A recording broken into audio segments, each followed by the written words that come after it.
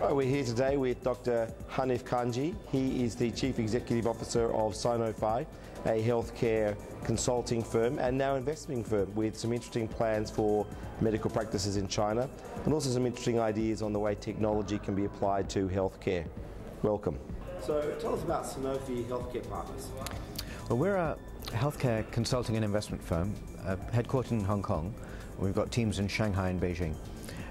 We're shifting our focus from traditional healthcare consulting and focusing it now towards investment.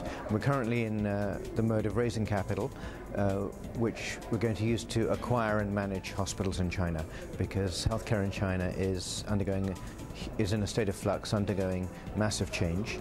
We see this as an enormous opportunity, and in doing so, we'll improve clinical outcomes for the patients. We will improve efficiencies within the healthcare system and hopefully make some money for us and our investors. Where do you see the sweet spot is in China? Traditionally, it's been healthcare is divided into three areas. It's pharmaceuticals, devices and services. And healthcare services, where we operate, has really been the orphan child for investment so far. But with China undergoing massive healthcare reform,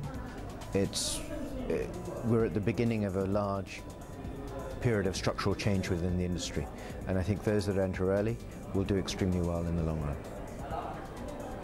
Specifically, are you thinking large cities, small clinics for wealthy people, or rural areas, primary health care? Yeah. Where are the obvious opportunities? Well, if you look at what's happened in the past, international groups have tried to bring high-end services into China, thinking that, well, with 1.3 billion people, we have enough wealthy individuals that we can do well. It's a sort of build and they will come mentality, and it worked in five-star hotels, I guess, but really the market is not, and the economy isn't evolved enough to allow a large scalable operation in high-end healthcare to succeed. So we're aiming for the urban masses, for the emerging middle class, and while we will have some facilities in the first-tier cities, we're looking at second and third-tier cities where we can significantly impact the quality and availability of healthcare, of good healthcare. And you have some very strong views on technology in healthcare. What are they? Yeah, I think technology drives the ability to deliver well in healthcare. So, in our own personal lives, we've seen how cell phones and PDAs have improved our ability to function more efficiently. It often also takes up time, so it's a double-edged sword. How long do we spend in front of our PCs when we should be actually in front of clients meeting people? And so it is a double-edged sword, but if used properly and deployed properly, then it can be a massive efficiency gainer and improver of output. Also improves the quality of information.